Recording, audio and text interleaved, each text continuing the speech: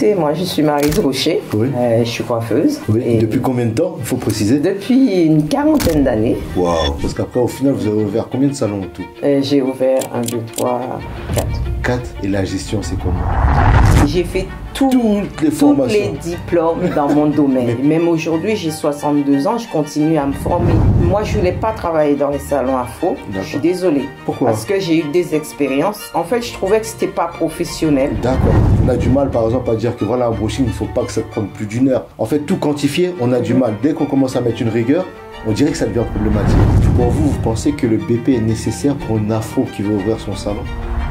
Si vous avez un conseil à donner aux débutants qui cherchent à se lancer dans la coiffure, quel serait ce conseil? Le conseil, je lui dirais déjà de...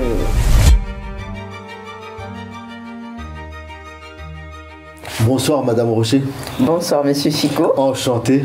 J'étais impatient de vous rencontrer. Ben, moi aussi. Est-ce que vous pouvez vous présenter pour les gens qui ne vous connaissent pas? Ben, écoutez, moi je suis Maryse Rocher. Oui. Je suis coiffeuse. Oui. Et depuis combien de temps, il faut préciser? Depuis une quarantaine d'années. Waouh, c'est beau. Et donc, c'est un métier de passion. Ouais. Bon, j'étais pas... Je pense que j'étais prédestinée à être coiffeuse, mais vrai. j'étais pas conscient. D'accord. Parce que j'aimais m'occuper des gens. Et quand je suis arrivée à Paris, mes amis me disaient, ben, il faut que tu fasses la coiffure parce que tu coiffes bien. Moi, je disais, non, moi, je veux être secrétaire. C'est pas vrai? Oui, oui, je disais que je veux être secrétaire. Et finalité... Secrétaire ou dans la fonction publique? Non, non, non, du tout. Peu importe. J'ai tenté, hein. J'ai Ouais, tenté parce que je sais qu'il y a beaucoup de Guadeloupéens qui aiment bien la fonction publique. En fait, j'ai tenté comment dire, les concours, Ouais. mais c'était pas vraiment une conviction. Ouais. C'est plus, on me dit, c'est la sécurité. Bien voilà. sûr, ouais. Mais comme j'ai échoué à peu de points à chaque fois, Ouais. j'ai dit, bon, c'est pas pour moi. Mais c'était pas secrétaire vraiment dans ça, en fait. D'accord. Moi, je me suis inscrite au concours de la police, Ouais. au concours des pervenches. Ouais. J'ai même voulu faire l'armée. Ouais. Je m'étais inscrite, j'ai fait mes 3 jours. D'accord. Malheureusement, quand on m'a appelée, j'étais enceinte. Mais Donc, au final, qu'est-ce qui vous a attiré vers la coiffure alors? La coiffure, en fait, puisque tous mes amis, je les coiffais et trouvaient que je coiffais bien, ils me disent, mais tu devrais faire une école. Moi, j'ai dit, je vais aller à l'école de secrétariat. Je suis rentrée, j'ai fait 1 mois et demi. Après, j'ai dit, ça, c'est pas pour moi. D'accord. Moi, je suis quelqu'un, je vais au bout des choses. Et donc, comme c'était pas pour moi, vu que j'avais ma meilleure amie qui n'arrêtait pas et d'autres qui étaient dans la coiffure qui me disaient, tu devrais faire ça. Ouais. Et en fait, ça a fait écho dans le sens, je me suis dit, pourquoi tout le monde me le dit? Ouais. Et moi, je trouve que c'est un truc qui est normal. Il n'y a rien d'extraordinaire pour y trouver ça génial. Ouais. Et donc, finalement, ce que j'ai fait, ma meilleure amie m'a emmené un flyer d'une école qui n'était pas loin de chez elle, dans le 12e arrondissement. Et donc, elle m'a emmené ça. Donc, je suis partie là-bas. Pas très convaincue, mais je dis, j'y vais. Ouais. Je suis arrivée là-bas, je me suis inscrite et c'est comme ça que ça a démarré, en fait. Et vraiment, le virus m'a mordu vraiment. J'étais vraiment... ça a été... Comme une évidence, quoi. Une évidence. Et mon prof, en fait, m'encourageait beaucoup. Et mon premier bulletin de notes, j'avais 17 de moyenne. Et il a écrit « élève doué pour ce métier ». Et donc, ça a fait écho chez moi. Ouais. Et en fait, c'était devenu une obsession. Je dormais coiffure, je réveillais coiffure. Et c'est comme ça que c'est parti, en fait. Une fois que vous avez votre diplôme et vos formations, c'est quoi qui vous pousse, en fait, après à entreprendre? C'est-à-dire à devenir votre propre patron? Mais écoutez, mon prof, Ouais. il m'aimait beaucoup. Il faisait partie des meilleurs coiffeurs de France. D'accord. Et il a cru en moi. Et chaque fois, il donnait quelque chose à faire. J'avais fini avant tout le monde. Et il me mettait à former les autres. Et les autres disaient, mais avec Maryse, j'apprends très vite. Et donc, du coup, un jour, il m'a dit, Maryse, tu sais, il faudra que tu enseignes. Tu es fait pour ça. Il faudra que tu enseignes, mais tu as le leadership chez toi. Il faudra que tu crées ton salon. Si tu sais gérer les gens, du personnel, tu pourras en fait tu vas être un très bon formateur. Donc, création de votre premier établissement, administrativement, ça se passe comment? Parce que savoir coiffer, c'est une chose, mais gérer un business... En fait, je ne me suis pas lancée dans l'entrepreneuriat. Directement? Ouais. Non. Okay. J'ai travaillé pendant 15 ans. Ouais. J'ai travaillé chez les Européens. C'était un choix pour apprendre ou bien c'était juste... En fait, moi, je ne voulais pas travailler dans les salons afro. Je suis désolée. Pourquoi? Parce que j'ai eu des expériences des mauvaises expériences. Et de quoi? De patron ou de... En fait, l'image de ce que je voyais qui était véhiculé dans le salon, ça ne coulait pas avec ce que moi j'attendais. Mais c'était quoi l'image? C'était une image médiocre? Oui, et puis il y avait beaucoup... En fait, je trouvais que ce n'était pas professionnel. D'accord. C'était pas professionnel.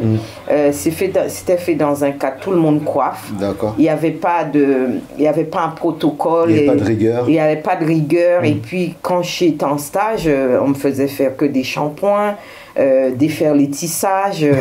Et en fait, les soins, je voyais pas beaucoup des soins, en fait. Voilà. En fait, c'était des choses qui rentraient pas dans ce que moi, ma perception de la coiffure. Mais après...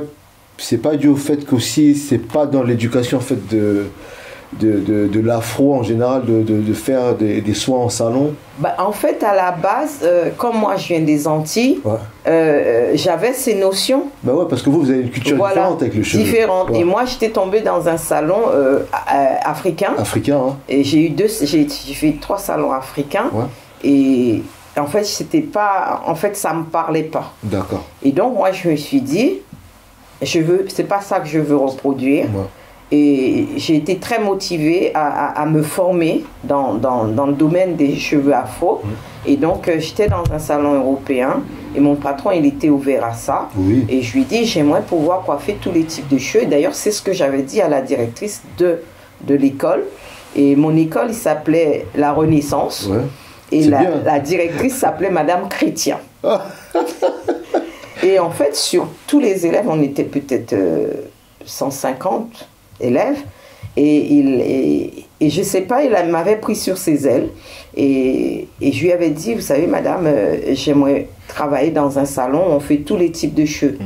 Il dit, bon, ça va être un peu difficile, mais écoutez, tu peux tomber sur un patron qui peut être ouvert à ce que tu puisses t'envoyer en formation et faire tout type de cheveux. Tout type de cheveux.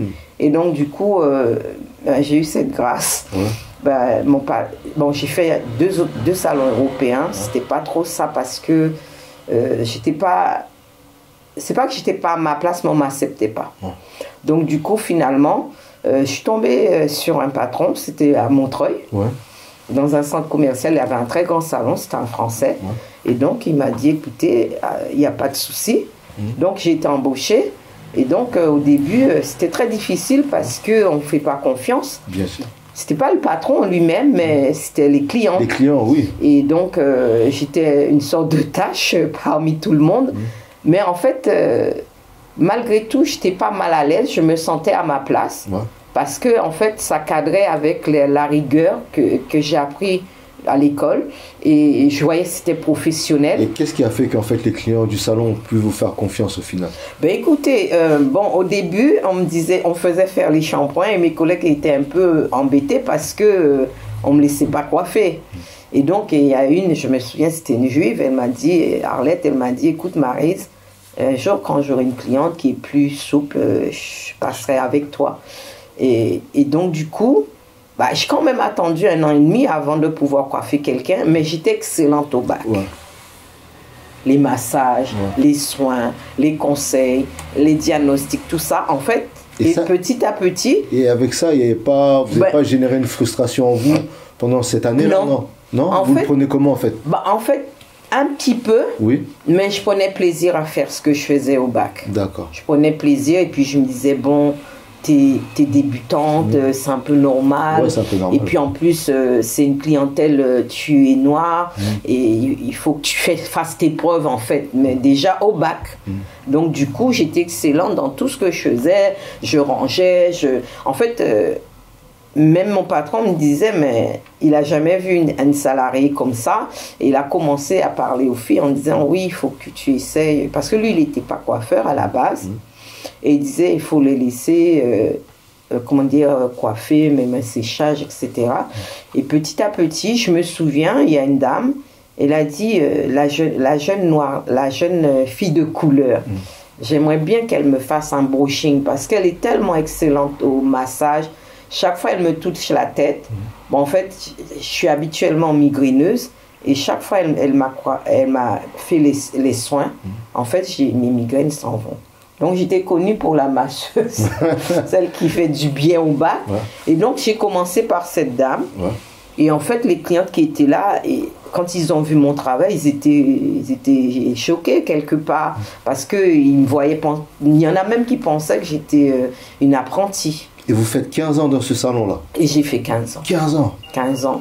Ensuite, première expérience. Voilà. Et en fait, j'ai imposé après la coiffure afro quand j'ai été formée. Et donc, le patron, il était très satisfait puisqu'il y avait une bonne clientèle. Moi, je faisais tous les clients.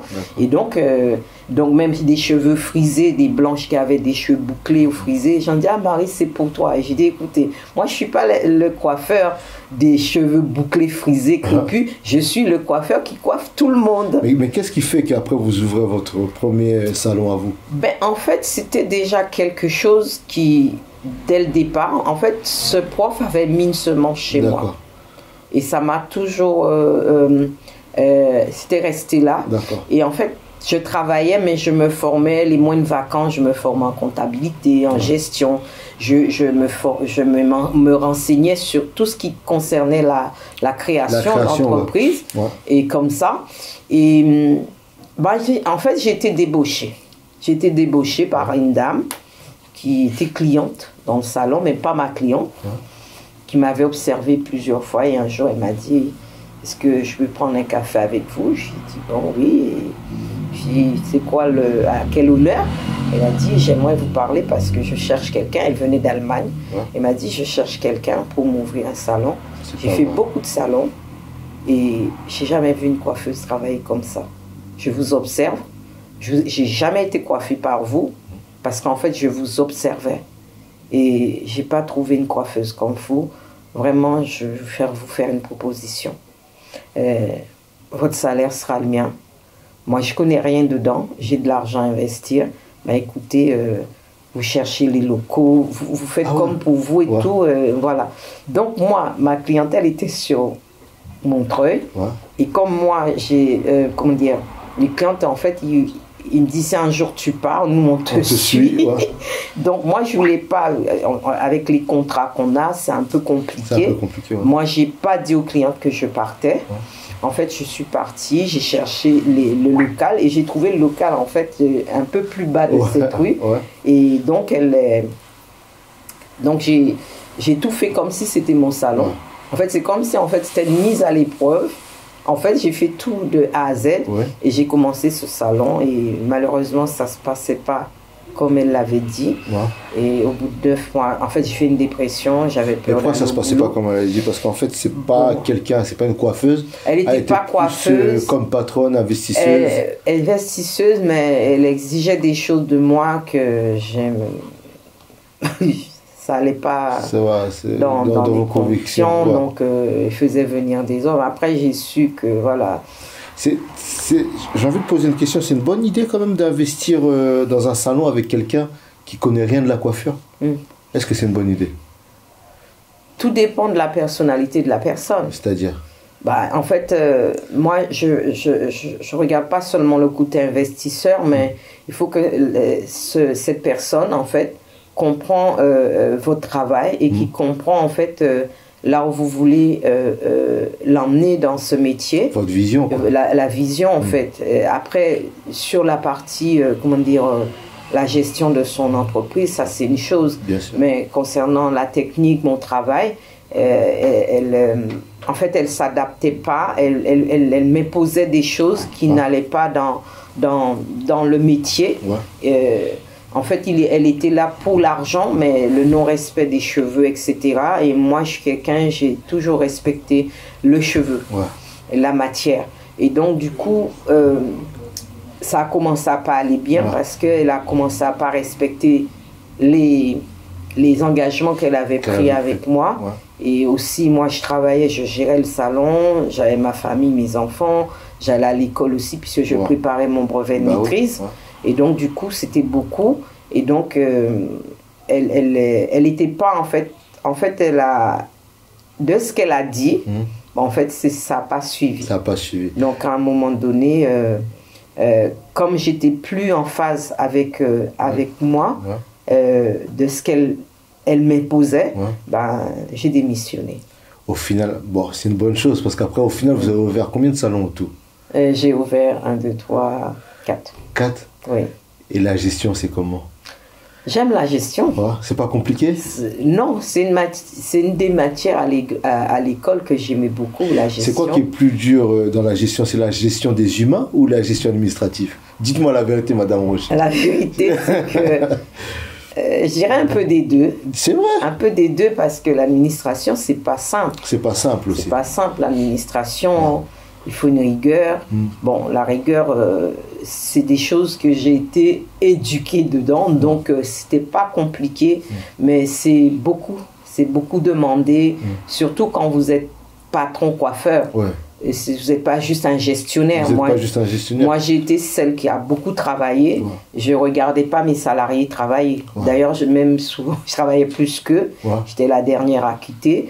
Et donc, en fait, l'humain, c'est pas facile. C'est pas facile. Ouais. C'est pas facile parce que il faut s'adapter au caractère des uns et des autres, les problématiques. Et je me suis rendu compte dans nos métiers, en tout cas, dans le métier de la coiffure, on fait beaucoup de social. Il y a beaucoup de social. Il y a beaucoup de social. C'est une bonne chose ou une mauvaise chose?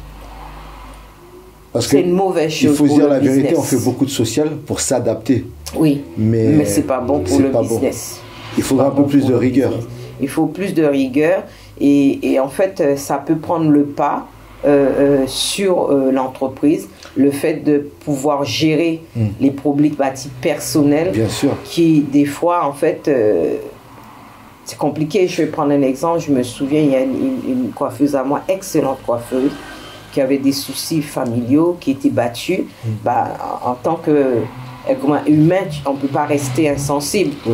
Donc j'ai dû un peu m'investir dans cette histoire. Ouais, ça c'est compliqué. Et ça demande beaucoup. Et bon, ça a impacté un peu la société parce que elle était souvent pas là. Il y avait beaucoup de problématiques.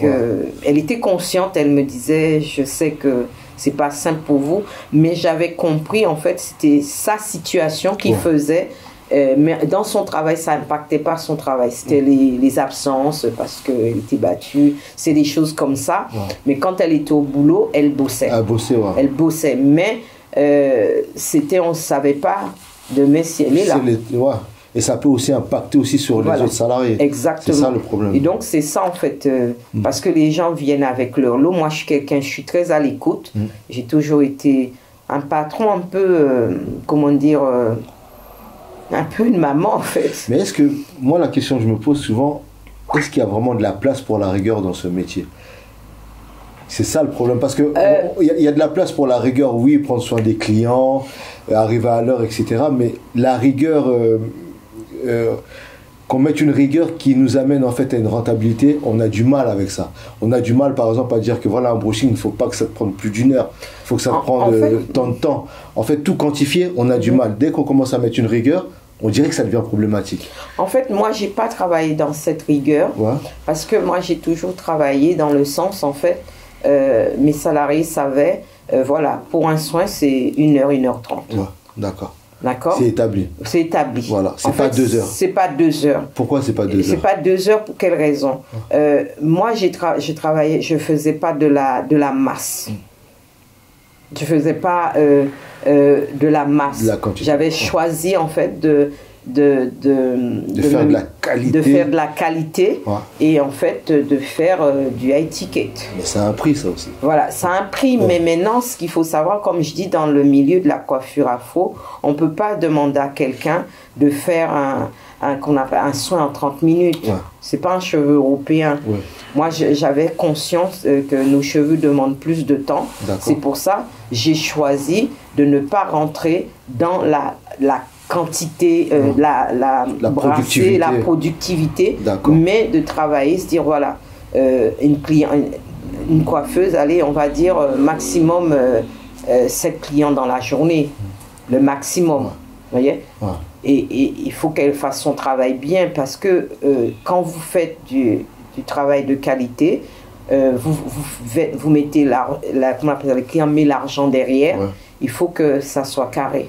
Et ça, et ça, par rapport à la concurrence, vous réagissez comment? Est-ce que vous avez quand même fait des analyses par rapport à la concurrence? Écoutez, moi j'ai travaillé aussi en chaîne. Ouais. Et c'est pas quelque chose qui est adapté à moi. Ouais. J'ai fait 2 chaînes, 2 chaînes de coiffure. Et en fait, je n'aimais pas à cause de cette productivité, travailler. On n'a pas cet échange avec le client. On n'établit pas vraiment une relation avec le client de confiance. Et en fait, c'est la rentabilité. Puis le fait aussi, le client passe dans ce main-là, après il passe dans cette main-là. En fait, dès le départ, je savais ce que je voulais. Et en fait, moi, j'ai subi certaines choses. Bon, subir, c'est beaucoup dire. Moi, je me suis adaptée à tous les salons où j'ai travaillé. D'accord. J'en ai pas travaillé dans beaucoup, parce que je suis quelqu'un de très fidèle. Et du coup, en fait, moi, je m'adaptais. Mais en tant que patron... Je m'adaptais. En tant que patron, donc, vous n'avez jamais vraiment pris en compte la concurrence? C'est ça que je vous posais comme question. Non. Non. Vous faites votre travail, mais vous ne regardez pas ce que les autres font. Non, la concurrence ne me faisait pas peur, en fait. En fait, j'avais choisi un créneau. Et je m'étais formée pour ça. Et j'étais focus dedans. Ah, d'accord, c'est bien aussi. Voilà, j'étais focus dedans. Je ne regardais pas ce que font les autres.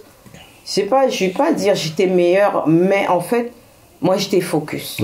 Voilà, j'ai choisi de soigner les cheveux afro, d'apprendre aux femmes noires à aimer leurs cheveux.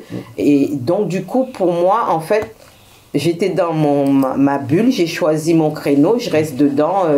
C'est vrai que je formais beaucoup. J'ai beaucoup formé en salon, mais je formais aussi pour des marques de produits. Et donc, j'étais en contact avec d'autres coiffeurs. Je faisais des salons internationaux, je faisais le mondial de la coiffure. Je vois ce que font les autres. Mais en fait, ça ne me parle pas plus que ça, en fait.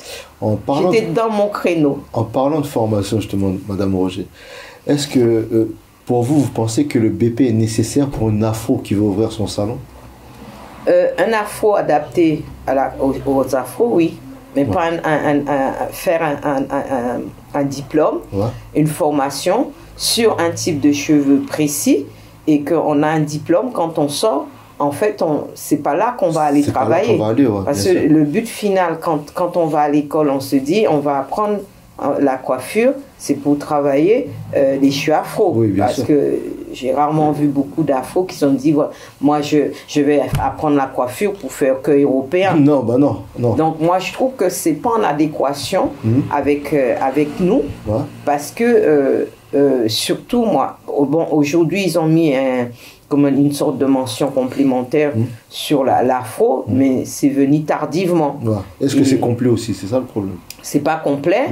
Et puis surtout, je me dis, en fait, pourquoi payer tant d'argent, sacrifier pour certains 2 ans, certains 4 ans s'ils font le BP, et s'ils font le brevet de maîtrise, ça fait en gros 6 ans. 6 ans.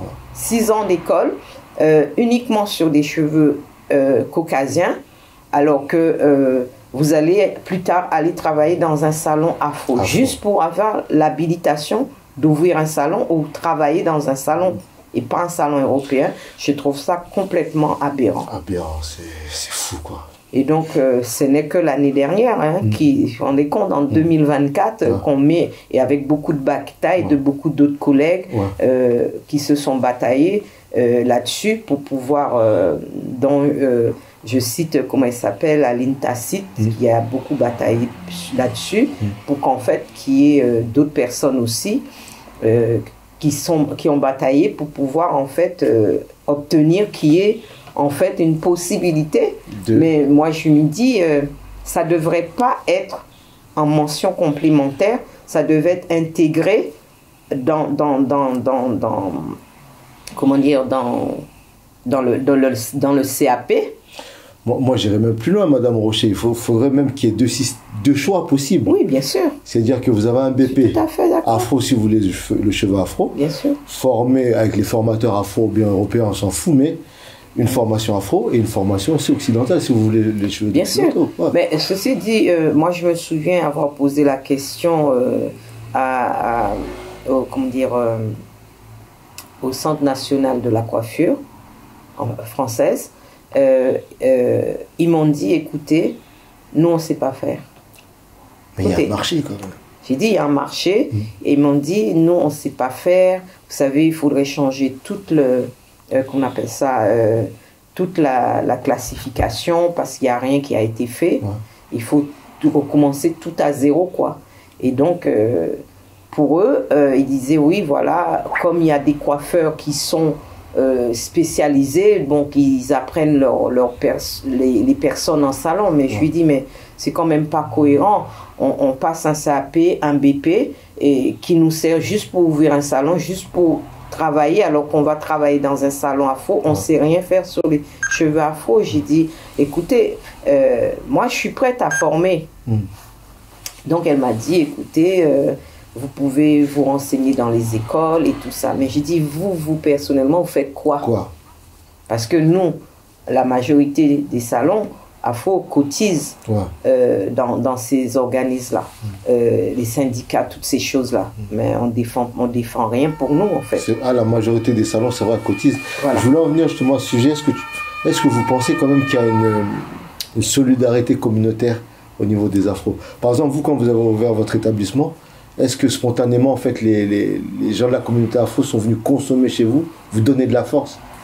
Oui. Ouais. Parce qu'il faut dire une chose, quand j'ai commencé, j'ai acheté un salon européen. C'était une opportunité. Bien sûr. Parce qu'en fait, c'était un collègue à moi qui avait un salon homme. D'accord. Et donc, moi, c'était pas loin de chez moi. Je pouvais aller à 15 minutes à pied. Oui. Donc, du coup, moi, j'allais l'aider. Ouais. J'allais l'aider, tout ça. Parce que pendant ces 19 mois, j'ai démissionné de ce salon, ce fameux salon. J'ai dit, bon, l'heure est venue. Mon mari m'a dit, écoute, Maryse, tu as pu ouvrir ce salon, tu as des années d'expérience, ce serait bien que tu te lances à ton compte et tout ça. J'ai dit, ok. Et donc, du coup, pendant 19 mois, j'ai travaillé sur mon projet. Et j'allais, en fait, chez l'ami, j'allais l'aider. Ouais. Et un jour, il m'a dit, écoute Maryse, franchement, tu as des doigts en or, on pourrait faire quelque chose ensemble, ouvrir des salons, on forme du personnel, on met dedans, après nous, on va juste encaisser, on va... Bon. Et donc, moi, j'avais déjà travaillé avec lui dans ce salon à Montreuil, on avait travaillé ensemble. Et finalement, il me dit, j'aimerais bien qu'on puisse faire ce projet. Moi, j'étais dans mon projet. Bon, si écoute, on va faire un test. Donc, j'ai commencé à chercher les locaux et tout ça. Et en fait, c'est pas quelqu'un qui a l'esprit d'équipe. J'ai dit là, Marie, ça va être compliqué. Il était toujours moi, je, il se reposait sur moi. Et je me suis dit, c'est pas ce que je cherche en fait. Moi, je veux travailler avec quelqu'un, mais qu'on ait cet esprit d'équipe. Et comme je lui ai dit, Jean, tu sais, être associé, c'est comme un couple, en fait. Bien sûr. Donc, tu es assez individualiste et moi, ça passe pas. Bon, après, je lui ai dit, j'ai fait un test, ça coulait pas. J'ai dit, écoute, je préfère que tu continues ton chemin et moi, je vais continuer mon chemin. Et finalement, un jour, il m'appelle, il me dit, écoute, Maryse, je suis retournée aux États-Unis. Mais c'est vrai, j'ai appris beaucoup avec lui parce que moi, en fait, ma passion en dehors, j'étais plus axée sur les hommes. J'aimais beaucoup coiffer les hommes. Et donc, du coup, c'est lui qui m'a appris vraiment à maîtriser la tondeuse. Ouais. Je faisais une coupe en 10-15 minutes avec lui. Il m'a vraiment formé. Et donc, un jour, il m'a appelé, il m'a dit, écoute, Maryse, je suis retournée aux États-Unis. Je te vends mon salon. Oh. Je lui ai dit, écoute, ton vieux bric-à-brac, là, parce que c'était rempli de cartes téléphoniques. Il avait collé des cartes téléphoniques partout, ça avait plein de couleurs. En fait, ça ne me ressemblait pas. Bon, après, je lui ai dit, écoute, on a parlé, il m'a dit, écoute, il m'a dit une chose et j'ai compris que c'était ma destinée. Il m'a dit, si tu ne prends pas ce salon, je la ferme jusqu'à ce que tu la prends. Et moi, je suis quelqu'un, En fait, je sais ressentir quand c'est pour moi. Ouais. Et donc, quand il m'a dit ça a fait écho. Je dis, en fait, c'était tout ce qui s'est passé, même cette femme qui m'a débauché, etc. En fait, j'ai collé bout à bout. Je me suis dit, en fait, c'est le destin qui me rattrape. Et donc, j'ai dit, OK. Ouais. Et c'est comme ça, en fait, j'ai acheté ce salon. Bon, je vous avoue que au début, j'étais assez tremblante parce que, bon, si tu dis là maintenant, tu es engagé, que voilà, ça y est, c'est parti. C'est à toi maintenant, c'est parti et tout ça, un salon d'hommes, une jeune femme parmi autant d'hommes. Bon, après, c'est des clients, j'avais l'habitude de. Certains, j'avais coiffé et c'est comme ça que j'ai eu mon prêt aussi parce que un jour. Je me souviens, je coiffais un de ses clients qui était directeur du Crédit Lyonnais. Moi, je suis à Crédit Lyonnais. Et donc, j'avais été voir une banque pour financer l'achat. Il m'a dit, madame, écoutez, je crois prendre votre salon métis, un salon mixte. Parce que moi, je dis, je veux faire tous les types de cheveux. Donc, quand elle m'a dit ça, j'ai dit, écoutez, dites-moi plutôt que vous ne voulez pas me financer. Je ne vous ai pas demandé de croire en mon projet. Si vous ne voulez pas me financer, vous me dites. Elle me dit non, mais c'est pas ça. Quand je vois votre CV, vous êtes un bon professionnel. En fait, elle voulait me convaincre de rester salarié. D'accord. Et donc, moi, je lui ai dit non, il est hors de question. Moi, j'ai déjà un salon qui m'intéresse et tout ça. Et puis, j'ai dit, écoutez, donnez-moi mon dossier. Je m'en vais. Il m'a dit, écoutez, donnez-moi l'adresse, tout ça, je vais venir. J'ai dit, pas la peine, madame. J'ai tout compris. Vous ne voulez pas me financer. Voilà. C'est pas la peine. Et j'ai pris mon dossier et tout ça. Mais ça faisait peut-être 2-3 semaines. Et j'avais un ami qui travaillait à la banque, avec sa femme qui m'a beaucoup aidé parce qu'elle elle formait dans l'entrepreneuriat. Et eux, ils m'avaient aidé de monter mon dossier. Et ils m'avaient dit, écoute, si ça ne marche pas auprès de la banque, tu déposes à ma banque. Parce que lui, en plus, il était au service des prêts. D'accord. Donc, du coup, c'était Société Générale. Donc, mais je n'ai même pas eu le temps.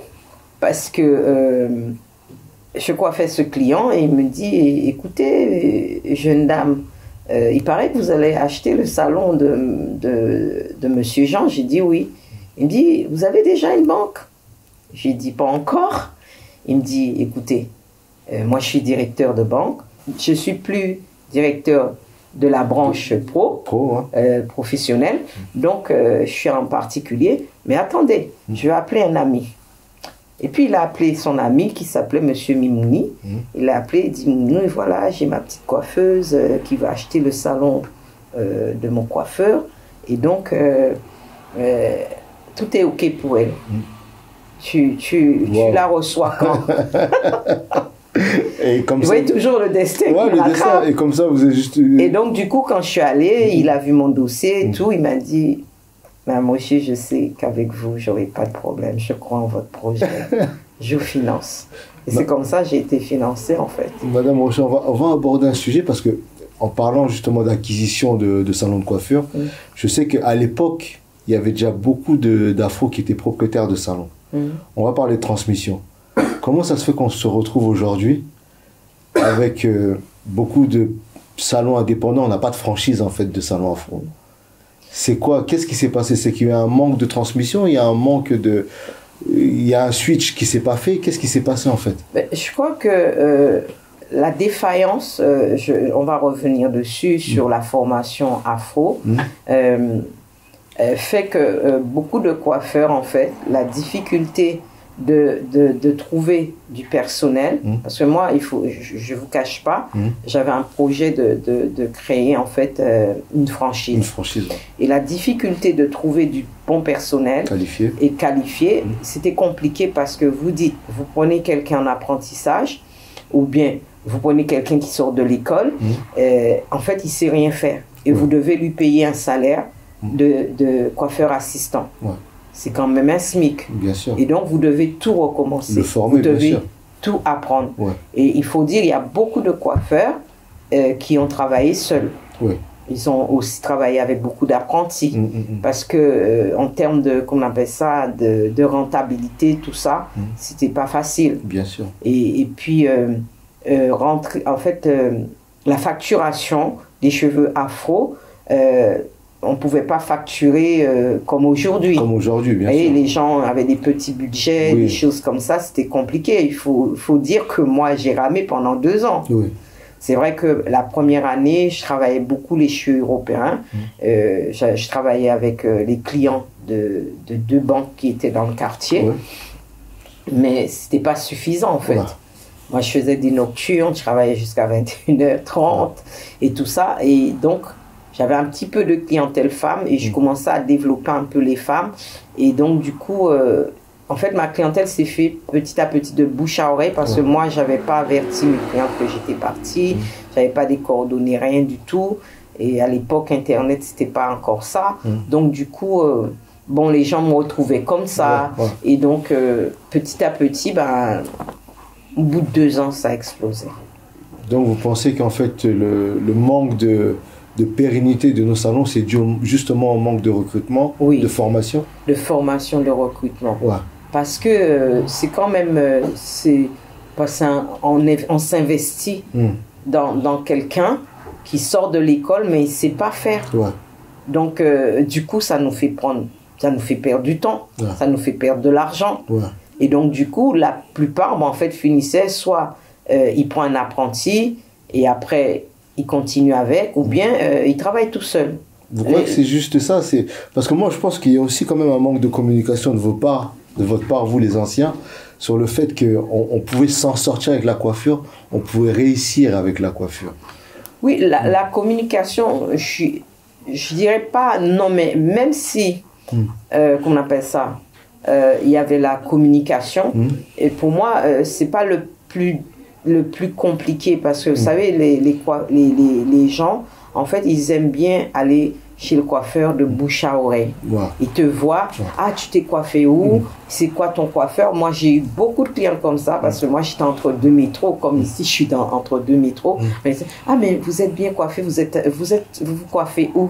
Et en fait, les clients même faisaient ta publicité, et pour moi c'est la meilleure publicité, parce que quand la personne vient, il y a déjà une confiance. Bien sûr. Et moi j'éduquais toujours mes clients comme ça. Je lui dis, quand tu envoies quelqu'un chez moi, dis-lui comment je travaille. Parce que je sais que dans beaucoup de salons afro, les gens viennent, ils disent, moi je veux ça, je veux ça, je veux ça. En fait, le coiffeur, il est plus coiffeur, c'est le client qui décide tout. Et donc, du coup, moi, ça m'avait beaucoup choqué dans les salons afro.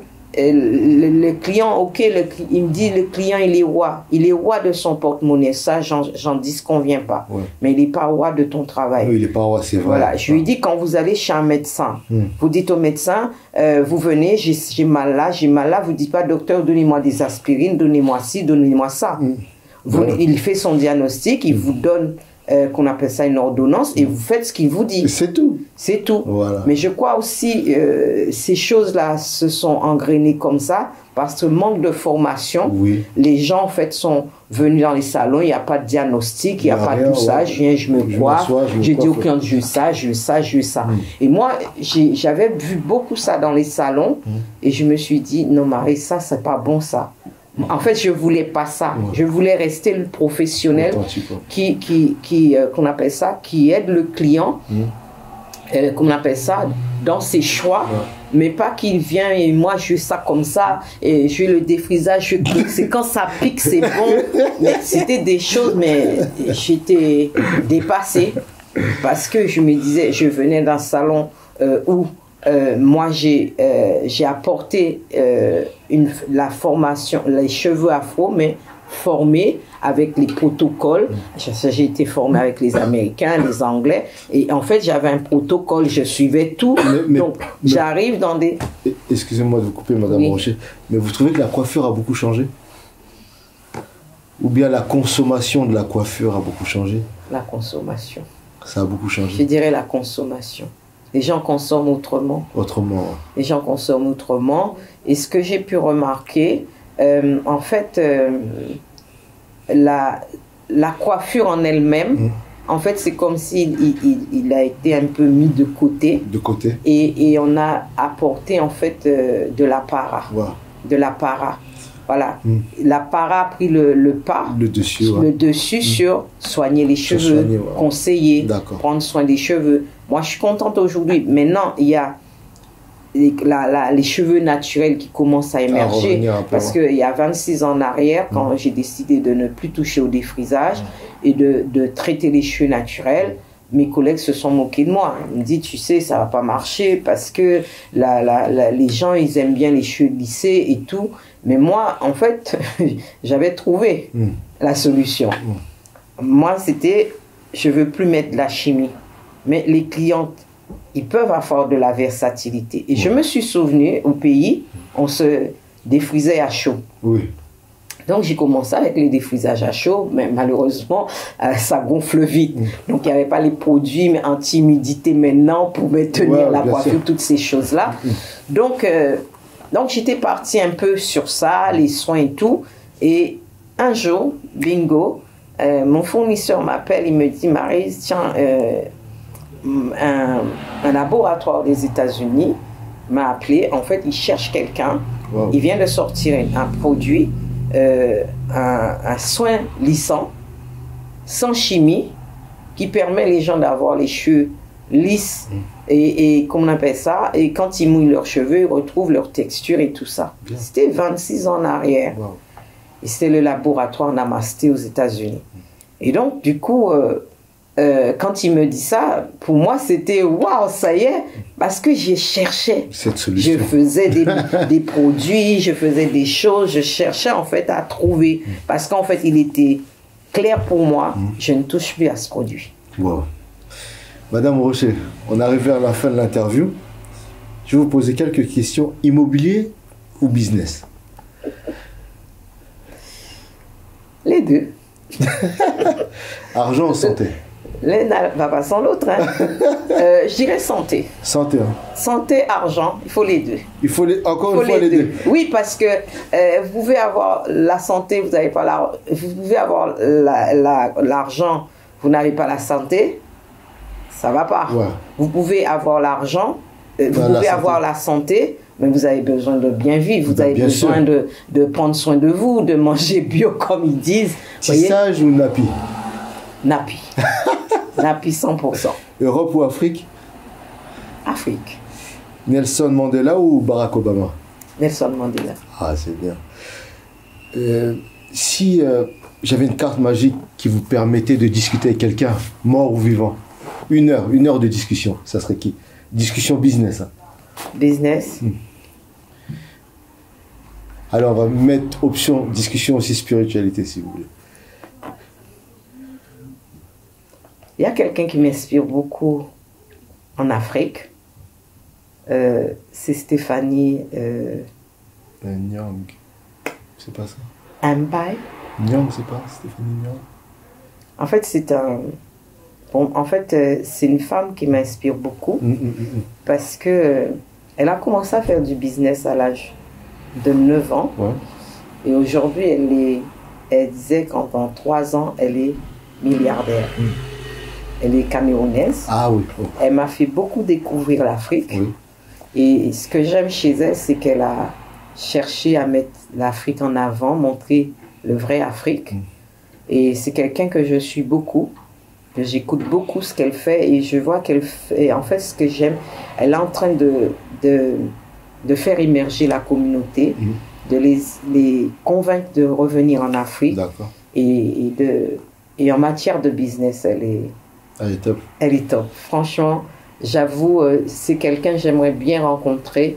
Et parce qu'il y a la spiritualité aussi chez elle. D'accord. Parce qu'il n'y a pas seulement le business. D'accord, il n'y a pas seulement le business. Et c'est ça. Parce que pour moi, l'un ne va pas sans l'autre. Ouais, bien sûr. Parce que la spiritualité, ce qui régit la terre, qui régit tout sur cette terre, passe d'abord par la spiritualité. C'est un beau mot pour la fin. Madame Rocher, si vous avez l'opportunité de discuter avec la petite fille que vous étiez à 15 ans, quel conseil lui donnerez-vous? Je lui dirais...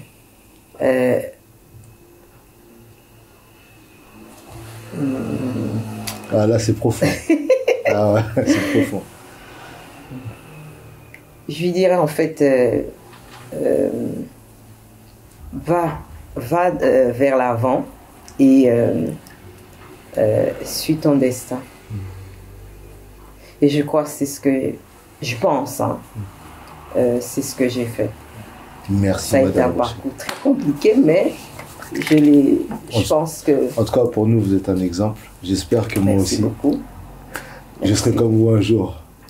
Ben, c'est tout ce que je vous souhaite, c'est tout ce que je vous souhaite. Merci, parce qu'en fait, moi, je dis toujours aux gens, suis ton cœur. La cœur, c'est dans ta destinée, en fait. Ta destinée, en fait, est dans ton cœur, en fait. Suis ton cœur. Et en fait, j'ai fait des erreurs, beaucoup d'erreurs, mais j'ai beaucoup suivi mon cœur. Je suis une femme de cœur, en fait. Et si vous avez un conseil à donner aux débutants qui cherchent à se lancer dans la coiffure, quel serait ce conseil? Le conseil, je lui dirais déjà de se former, de maîtriser son domaine. Ouais. D'abord, de maîtriser son domaine et d'avoir une bonne gestion et d'avoir une intelligence financière. Ah, ça c'est important. Très important. Parce que beaucoup de coiffeurs oublient que justement la gestion financière c'est super important, pour tenir un business. Ouais. La gestion financière est très importante et parce que si on ne sait pas gérer l'argent, on peut être un très bon coiffeur. On a beaucoup de clients, ben en fait on va... Et c'est une des choses qu'on m'a souvent dit et j'ai souvent vu aussi. Souvent chez les Noirs, en fait, il y a un côté très consommateur et quand il lance quelque chose, il oublie en fait, il ne fait pas la différence entre encaissement et comment dire, dépenses et recettes. Ouais. Il va tout de suite en fait vouloir tout mélanger et montrer que j'ai réussi. Et en fait, moi j'ai fait les choses dans la simplicité. Et puis je lui dirais aussi, sois humble et sois simple. Ça c'est compliqué ça. Simple. Parce que c'est vrai, dans notre métier, il y a beaucoup d'ego. Oui, il y a beaucoup d'ego, beaucoup de sollicitations. Beaucoup de sollicitations. Mais il faut garder en fait cette simplicité pour garder cette simplicité, cette humilité pour garder la tête sur les épaules droites. Sur les épaules pour en fait arriver à son but en fait. Merci Madame Rocher. Merci beaucoup. Merci. Merci.